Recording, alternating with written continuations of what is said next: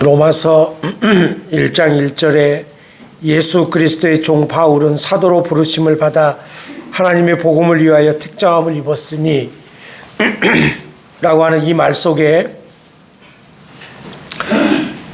바울의 지나온 날들의 삶의 시간들, 다메섹 도상에서 예수 그리스도를 만나 변화되어진 자신의 모습, 예전에 예수를 만나기 전에 살았던 자신의 삶의 목표, 예수를 만나고 난 이후에 삶의 목표가 바뀌어진 자신의 모습을 단적으로 보여주고 있습니다.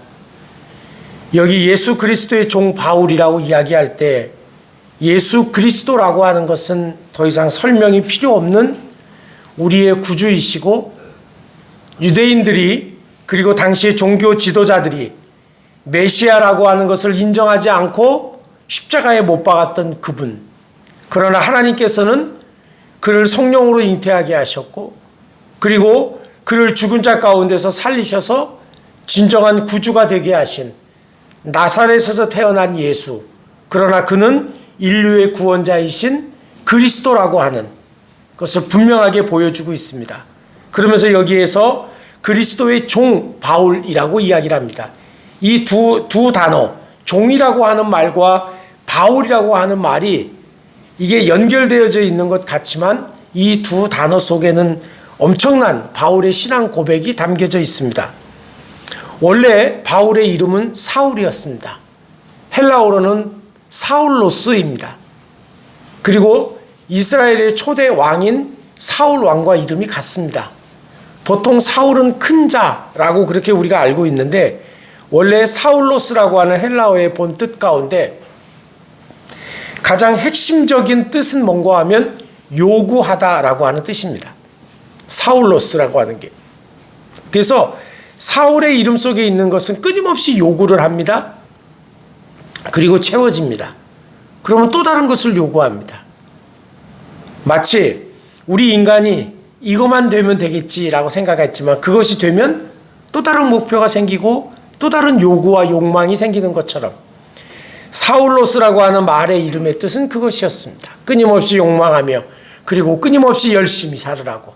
아마도 이 바울의 아버지는 사울로스라고 하는 이름을 지어주면서 자신의 자식이 끊임없이 세상 속에서 예나 지금이나 똑같습니다.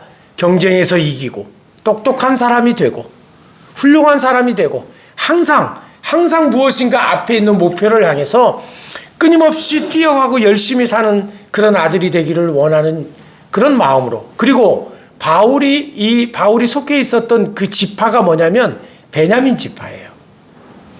베냐민 지파에는 누가 있었죠? 이스라엘의 초대 왕인 사울 왕이 있었습니다. 그죠? 그러니까 그리고 지금 이 바울이 살았던 시대와 사울 왕이 있었던 시대를 시간적으로 비교해 보면 1000년 정도의 시간이 지난 거예요. 1000년 정도의 시간이 지났다면 무엇이 남겠습니까?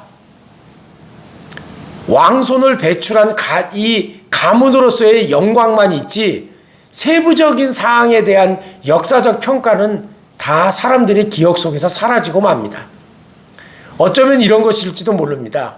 여러분, 냉정한 의미로 전두환이라고 하는 사람은 죽었지만 대통령으로서의 그 유죄 판결을 받고 박탈된 사람이잖아요. 그잖아요?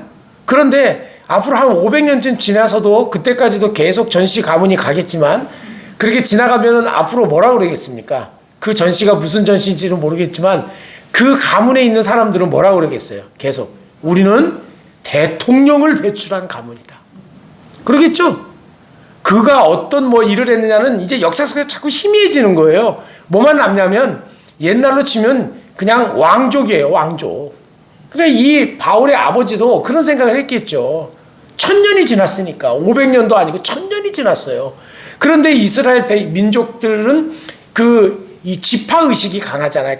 뚜렷이 갖고 있잖아요. 그러니까 베냐민 지파는 이스라엘의 초대 왕을 배출한 아주 훌륭한 가문이라는 의식이 있는 거예요. 그러니까 자기의 아들을 뭐라고 이름을 짓는 겁니까? 사울이라고 짓는 거죠. 근데 이 사울의 이름 속에 이름이 가지고 있는 뜻 자체가 그 사람을 규정하는 건 아니지만 어쩌면 그렇게 이름이 똑똑 맞게 떨어지는지 그 사울이라고 하는 이름은 요구하다. 끊임없이 요구하다. 끊임없이 채워도 또 밑빠진 독에 물을 붓는 것처럼 또 다른 욕망이 솟구치고 그 욕망 때문에 자신의 삶이 피곤해지고 매일매일 무엇인가를 위해서 살지 않으면 견디지 못하는 강박관념에 살아가게 되는 현대인의 모습을 볼 수 있다는 거예요. 오죽하면 멍때림이 나왔겠습니까? 불멍, 물멍, 산멍, 멍. 그죠? 타오르는 모닥불을 보면서 아무 생각 없이 그냥 멍 때리고 있는 거예요. 흘러가는 한강물을 보면서 벤치에 앉아서 멍 때리기를 합니다. 하늘을 보면서 멍 때리기를 합니다. 현대인들은 무엇인가 하지 않으면 불안해해요. 무엇인가 손에 잡히지 않으면 불안해해요. 핸드폰 붙잡고 한 손에는 또 뭐 붙잡습니까? 하여튼 뭐든지 붙잡아야 돼. 저는 아날로그 세대입니다. 분명한 것은 아날로그 세대이고 저는 베이비붐 세대입니다. 한국전쟁 이후에 태어난 59년, 60년생들 가장 인구가 많은 분포도의 베이비붐 세대입니다. 그 다음 세대가 X세대입니다. 그죠? 그리고 80년대 후반에서 90년대까지 태어난 사람들이 그 밀레니엄 세대입니다. M세대. 지금 그리고 이제 지영이, 여기 강석이, 예은이, 얘네들 95년도, 90년도 중반부터 태어난 아이들이 Z세대입니다. G세대라고 이야기하는. 저는 아날로그 세대입니다. 그렇기 때문에 이 세대들과 함께 보면은 이해할 수 없는 게 많아요. 저는 한 가지 일밖에 잘 못해요. 뭘 할 때. 책을 볼 때요, 음악을 틀어놓으면 집중 안 돼요. 제가 얘기했잖아요. 저는 책을 볼 때는 어떤 것도 안 틉니다. 내가 좋아하는 찬양도 틀어놓으면 그 찬양 속에 그냥 빨려 들어가. 책을 볼 수가 없는 거예요. 아날로그 세대. 근데 두 가지 일 하잖아요. 근데 세 가지 일도 하시더라고. 최소한 두 가지는 다 겸업이야. 꽂고 음악 듣고 책 보잖아요. 다 할 수 있잖아요. 그런가 하면 카페 같은 데 가서 공부하면서 주변에서 일어나는 모든 일들도 습득하면서 합니다. 세 가지 정도 충분히 할 수 있어요. 이게 요즘 Z세대 그리고 M세대들이 그러니까 살아가는 방식입니다. 지금 현대인들은 무엇인가 하지 않으면 불안해해요. 쫓기는 것을 굉장히 아무것도 안 하면 뭔가 도태되는 것 같고 다른 사람한테 지는 것 같고 그것이 더 좋으냐 나쁘냐 옳으냐 그르냐의 문제는 아닐지라도 이 사울로스라고 하는 이름이 가지고 있는 뜻은 끊임없이 달려가고 끊임없이 일하고 그냥 뭔가 더 많이 잡으면 손해보는 것 같고 뭔가 하지 않으면 안 되고 뭔가 손에 잡고 있지 않으면 뭔가 이 치열한 사회 속에서 도태되는 게 아닌가 해서 불안해하는 현대인의 모습을 비추어 볼 수 있다는 것입니다. 그랬던 그가 사도행전 13장 이후에 보면 전도 여행을 떠나면서 자신의 이름을 바울로 바꿉니다. 바울은 말 그대로 작은 자입니다. 그렇게 바꿔. 바울은 자기를 소개하면서 나는 작은 사람이라는 거예요. 그냥 인사치레로 하는 말이 아니에요. 왜? 빌립보서에 보면 바울은 자신이 어떤 사람인가에 대해서 이야기를 하면서 유대의 가문으로는 왕족이고 그잖아요? 종교적으로는 당시의 사람들이 존경하고 우러러 볼 만한 바리새인 중에 바리새인이에요. 그러니까 종교적으로 흠이 없는 사람이라는 얘기예요. 그 다음에 다소라고 하는 지역에서 태어났는데 이 다소라고 하는 지역은 꽤 괜찮은 지역이고 그리고 번성했던 도시예요. 그 도시에서 로마의 시민권을 가지고 있을 만큼의 재력이 있었고 권세가 있었던 가문의 아들로 자신도 로마의 시민권을 가지고 예루살렘에 와서 유학을 할 정도의 석학이고 돈이 있는 사람이에요. 유학파예요. 유학파. 유대인 중에 유대인이고요. 그리고 최고의 선생님 밑에서 PhD 학위를 받은 요즘으로 치면 박사예요. 박사. 그런데 그것을 다 배설물로 여긴다고 얘기하잖아요. 그 말 속에서 뭐가 담겨 있는 겁니까? 나는 작은 자라는 거예요. 내가 예수를 만나고 나보니까 이게 작아지더라는 거예요. 무엇이 컸을까요? 그는. 그러면 무엇이 컸기 때문에 이게 작아 보였을까요? 그는 예수 그리스도라고 하는 주님을 만났을 때에 그 주님을 만난 예수 그리스도가 자기 인생의 전부였어요. 그것이 그렇게 컸던 거예요. 왜? 자신이 지금까지 가지고 있었던 모든 신앙, 모든 학문, 모든 이성, 모든 경험이 그 한순간 다메섹 도상에서 부활하신 예수 그리스도를 만나는 순간에 모든 것들이 다 깨부셔진 거예요. 왜? 부활하신 주님을 만났잖아요. 분명히 죽었잖아요. 십자가에서. 장사 지냈잖아요. 근데 그분이 다시 사신 거예요. 그래서 나타난 거예요. 그것을 본 이 바울의 입장에서는 자기가 가지고 있었던, 지금까지 가지고 있었던 모든 경험, 이성, 과학, 그리고 그 가지고 있었던 모든 지식이 하루아침에 역전되는 거예요. 내가 가지고 있었던 게 온전한 게 아니라는 걸 알았던 거예요. 여러분, 신앙은 그런 거예요. 내가 인사치레로 다른 사람 앞에 나는 종입니다, 나는 작은 사람입니다 얘기하는 게 아니에요. 주님 앞에 먼저 진정으로 내가 가지고 있었던 그 모든 세상의 가치와 세계관과 그리고 나의 모든 이성과 그리고 지식과 경험이 예수 그리스도에 비하면 그분 앞에서는, 부활하신 주님 앞에서 섰을 때 그건 아무것도 아니더라는 거예요. 지금까지는 이 법칙을 떠나면, 이 법칙에서 벗어나면 죽을 것 같았어요. 이 법칙에서 떠나면 세상에서 도태할 것 같았어요. 성공하지 못할 것 같았어요. 근데 예수를 만나니까 이 성공이 별 의미가 없는 거예요. 이 법칙대로 사는 게 진정한 게 아니에요. 우리는 그러면서 뭐라고 얘기를 해요? 여기서 바울이 종이라고 얘기하잖아요. 종은 노예예요. 둘로스라고 하는 말인데 이것은 노예예요. 노예. 돈을 주면 얼마든지 살 수 있었던 당시의 시대에서, 지금은 그런 게 없습니다만, 노예예요. 노예는 어디를 가든지 노예가 주체가 아니고 누가 주체입니까? 주인이 주체가 되는 거예요. 바울이 지금 그 얘기를 하는 거예요. 나는 예수 그리스도의 종이라는 이야기는 이제 내가 가지고 있었던 그 모든 것들은 의미가 없다는 거예요. 나를 자랑하지 않겠다는 거예요. 이게 신앙이에요. 예수 그리스도의 종, 예수 그리스도의 종 바울은 이라고 이렇게 얘기할 때 이 종이라는 의미는 그런 것입니다. 이제 모든 것들이 내가 중심이 됐잖아요. 어디를 가든지 내가 드러나야 돼요. 어디를 가든지 내가 인정받아야 돼요. 어디를 가든지 나라고 하는 사람이 두각을 나타내야 돼요. 이게 세상의 이치예요. 그런데 예수 그리스도를 만난 이후에 바울은 그게 의미가 없어졌어요. 이제 내가 어디를 가든지 나타나야 되는 분은 주님인 거예요. 어디를 가도 나타나야 되는 분이 주님인 거예요. 바울이 깨달은 게 그거예요. 우리의 삶 속에서 우리는 정말 주님 앞에서 이런 고백을 드리고 있는지, 주님 앞에서 내가 주님이 앞서가시도록, 주님이 나의 어디를 가도 주님이 나보다 먼저 주체가 되도록. 근데 가만히 생각해 보면 나는 철저하게 내중심적으로 살았어요. 인간은요, 중세라고 하는 암흑기 1000년이라고 보통 이야기를 하는데, 사실은 암흑기라고 얘기하는 것은 우리들이 나누는 역사의 분류 방식이고, 그 나름대로 그 시대에는 그것이 모든 것들이, 왜 암흑기라고 그렇게 얘기를 하느냐라고 하는 그 반대적인 논리에서 보면은요, 이 중세 말기에 르네상스가 시작되면서 인본주의와 그 다음에 이제 계몽주의라고 하는 것은 좋은 말이에요. 왜냐하면 그것은 옛 것을 새롭게 계속 만들어가자는 의미에서의 계몽주의예요. 그러니까 르네상스, 계몽주의가 다 같은 맥락에서 사용되는 것 같지만 사실은 그런 의미가 강하거든요. 이 인간의 이성을 중요하게 생각하게 됐다는 거죠. 그렇게 해서 인간 중심적인 세계관과 사고로 갔다 보니까 신중심으로 살았던 중세가 깜깜해 보이는 거예요.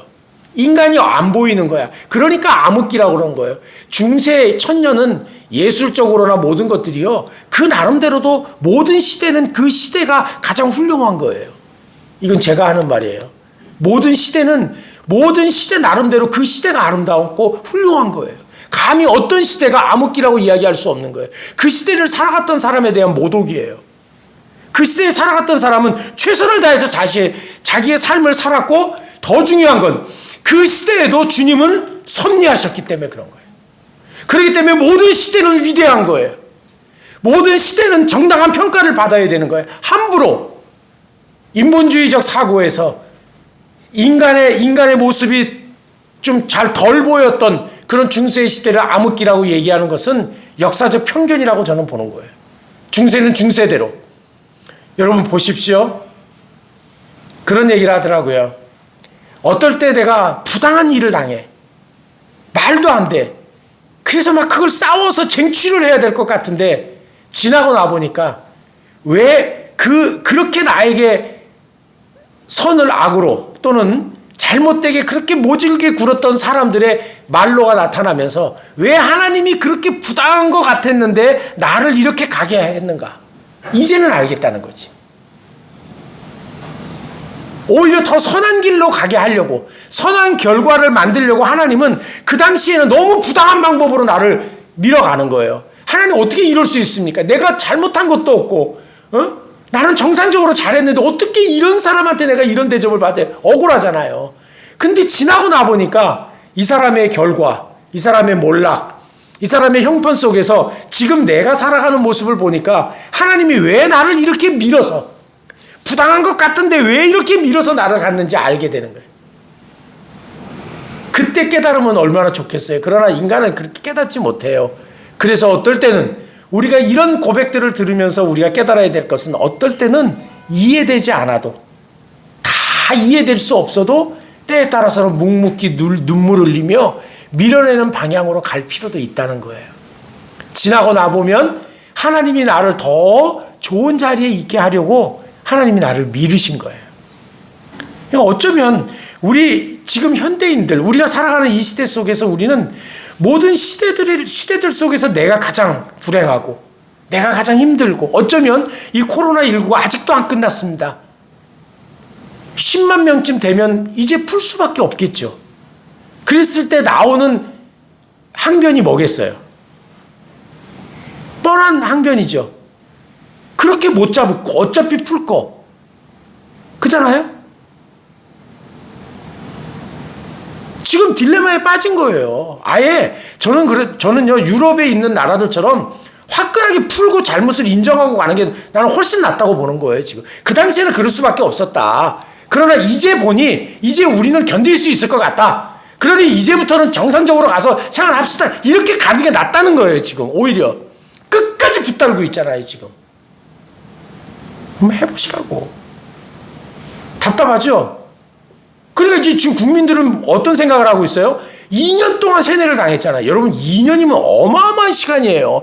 매일같이 코로나 뉴스 나오잖아요. 틀기만 하면 코로나 뉴스. 세뇌가 된 거예요, 여러분. 우리 북한 사람들 욕할 거 없어요. 세뇌가 된 거예요, 지금 우리는. 그러니까 수치, 뭐 해야 된다, 말아야 된다, 해야 되냐, 말아야 되냐. 이게 너무 익숙한 거야, 이제. 그렇게 안 하면 마치 내가 죽을 것 같은 생각이 드는 거예요. 이렇게 부당하지만 또 이해할 수 없지만 한 사람의 국민이니까 내가 생각했어요. 그래, 소크라테스도 뭐 그런 얘기를 했다는데 악법도 복이니까 참 답답하죠. 그러니까 지성인 이 시대를 바라보고 함께 살아가는 지도자 중에 한 사람인 제 입장에서는 참 답답한 거예요. 그러나 어떡하겠습니까? 그러나 어쨌든 지나고 보면 이 코로나 꼬박 2년이 가고 있잖아요. 지금 이렇게 통제된 철저한 어떤 그 규칙에 의해서 살아갈 수밖에 없는 그 시간이 벌써 2년이 되고 있어요. 2년이 지났어요. 자, 여러분 한번 생각해 보십시다. 이 2년의 시간이 지나고 모든 사람들이 다 변화될 것이고 엄청난 변화가 올 것이라고 이야기를 합니다. 제가 이번 주간에 책 한 권을 읽었는데 메타버스라고 하는 책을 읽었어요. 너무 재밌어서 이 2월 3일 날 책을 샀는데 그 다음날 다 읽었지. 이제 처음에는 이게 재미가 있을까 그랬는데 재밌더라고. 나는 이게 우리 젊은 애들 좀 봤으면 좋겠어. 이 세상이 어떻게 지금 흘러가고 있는지. 뇌과학자가 쓴 책인데 거기에 보니까 아주 재밌게 책을 읽었어요. 전 거기서 이런 얘기를 해요. 지금 우리는 코로나를 겪으면서요 50년 걸려서 달성할 수 있었던 이 인터넷과 컴퓨터의 발달의 속도를 지금 거의 따라잡았다는 거예요. 가상현실 속에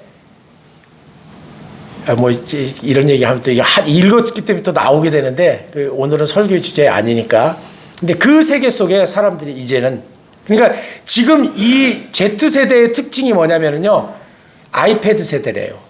태어나면서부터 인터넷이 손이 들려져 있는 거예요. 그러니까 얘네들에게는 이 세계가 전혀 낯설지 않은 거예요. 저는 낯설어. 아까 얘기했지만 두 가지를 못 한다니까. 저는 이미 그게 제가 늙은 거예요. 사고는 굉장히 젊은 사고를 하고 있는데 내 습성은 이미 내 안에, 여러분, 이게 유전자가 될 수 있느냐? 될 수 있어요.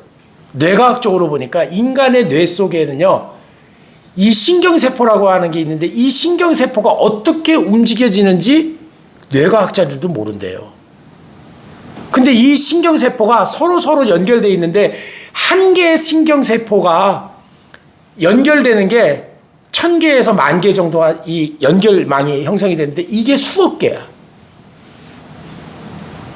인간의 뇌가 무지무지한 거지, 이게. 이 두개골, 이 암흑 속에 갇혀 있는데, 근데 이게 어느 쪽으로 성장하고 발전하느냐에 따라 시기마다 이 뇌의 이 발달되는 부분이 달라진다는 거예요. 그러니까 얘네들은 지금 그쪽에 발달이 되어 있는 거지. 우리는 이쪽에 발달이 되어 있는 거고. 근데 어쨌든 그런 얘기들. 전혀 새로운, 저하고는 관계, 정말 어려운 부분인데, 나는 문과이기 때문에. 근데 그런 이야기들을 하면서 지금의 더 중요한 건 이런 거래요. 우리가 어떤 이게 어렸을 때부터 여러분 그거 오리 이야기 알아요? 오리는 태어나서 4시간에서 8시간 동안 본 사람이 자기 엄마예요. 오리에게 실험을 했어요. 어떤 실험을 했냐면 오리가 태어나자마자 빨간 장화를 보여준 거야. 4시간 이상. 그랬더니 얘는 빨간 장화가 엄마야. 계속 따라다녀. 놀라울 만큼.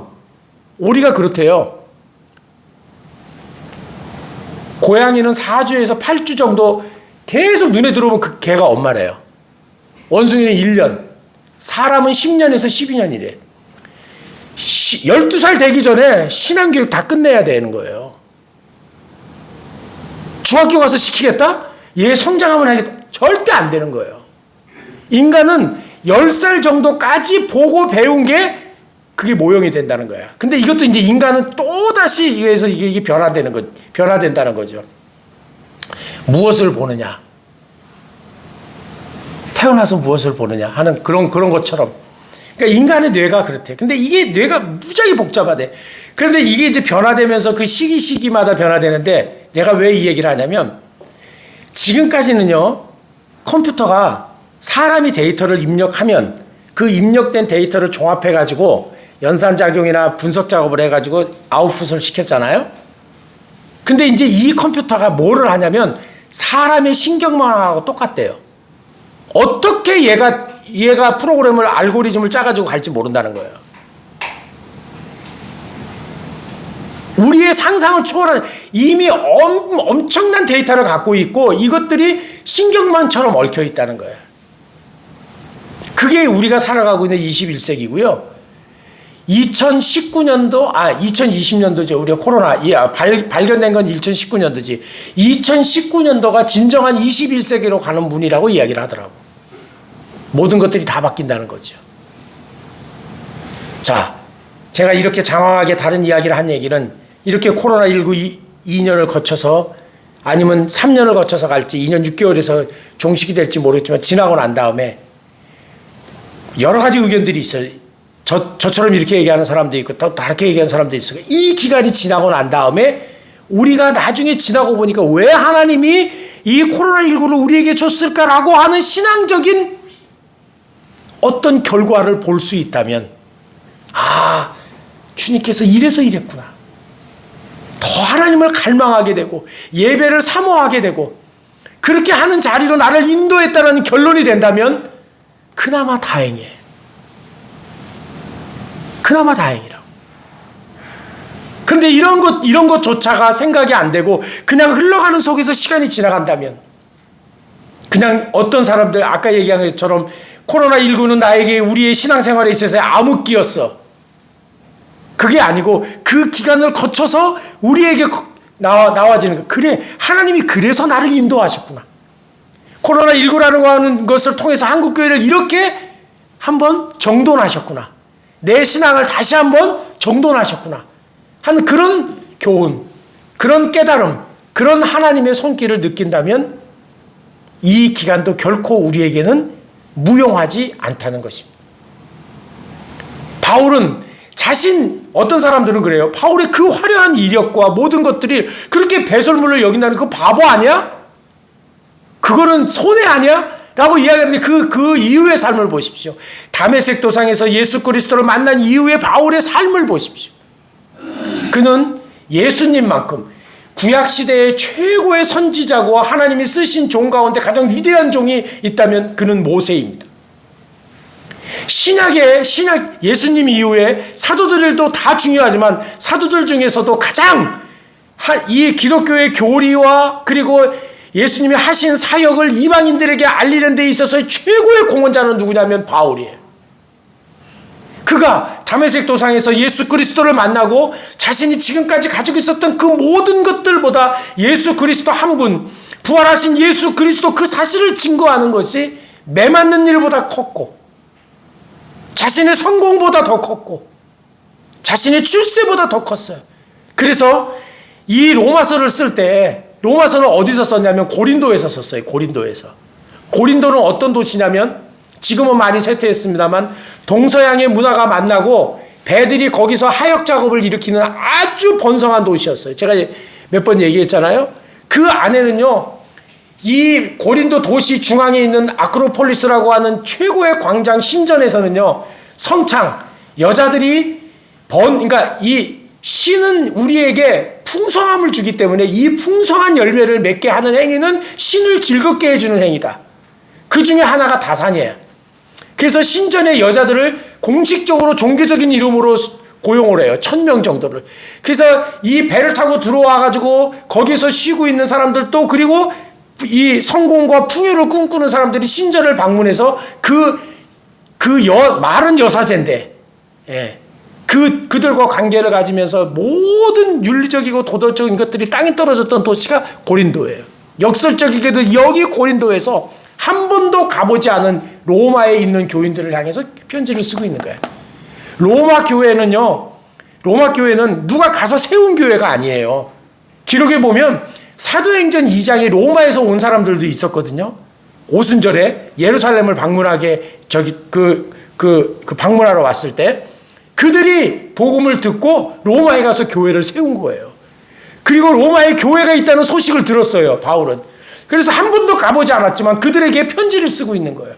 고린도 전후서는 고린도에 있는 교인들에게, 갈라디아서는 갈라디아에 있는 교인들에게, 에베소서는 에베소에 있는 교인들에게 그들이 당해져 있는 문제들 속에서 기독교의 교리를 이야기했다면 한 번도 가보지 않은 로마에 있는 교인들에게 예수 그리스도가 누구인지, 그분이 진정한 구원자인지, 그분을 통해서 우리들이 경험하게 되는 구원과 복음이 무엇인지를 이야기하고 있는 게 로마서의 전반부예요. 그런가 하면 그 이야기를 쓰고서 로마의 교인들에게 이렇게 얘기하는 거예요. 그러므로 너희는 이렇게 살아야 한다. 그리스도인이라면, 구원을 받았다면 너희는 이렇게 살아야 한다라고 그렇게 쓰는 게 로마서 12장 이후부터 써져 있는 거예요. 최고의 책인 거죠. 그러니까 우리가 어떤 사람인가, 예수 그리스도를 통해서 어떤 사람으로 우리가 거듭났는가를 알고 싶으면 로마서 읽으면 돼. 그리스도인으로서 구원받고 내가 어떻게 살아야 하는지를 궁금해한다면 로마서를 읽으면 되는 거예요. 이게 압축적으로 들어와 있는 성경이, 바울은 그 책을 기록한 거예요. 어디서? 고린도에서. 근데 고린도가 어떤 도시라고 그랬습니까? 경제적으로는 번성했지만 도덕과 윤리, 그 다음에 종교적으로는 타락할 대로 타락한 도시예요. 눈만 뜨면 인간으로서는 할 수 없는 일들을 하면서 종교적인 이름으로 포장이 되고 있었다고요. 그런 도시에서 한복판에서 바울이 이 편지를 쓰고 있습니다. 세속의 한복판, 물질주의의 한복판, 쾌락주의의 한복판, 성장주의의 한복판, 인간의 욕망이 넘실거리는 불금과 불토의 한복판에서 바울은 편지를 쓴 거예요. 어떻게 그렇게 할 수 있었을까요? 그는 영적으로 깨어 있었기 때문에 그걸 할 수 있었어요. 여러분, 인간은 절대로 자율적인 존재가 아니라고 얘기했잖아요. 내 마음대로 놔두면 잘할 것 같습니까? 그렇지 않습니다.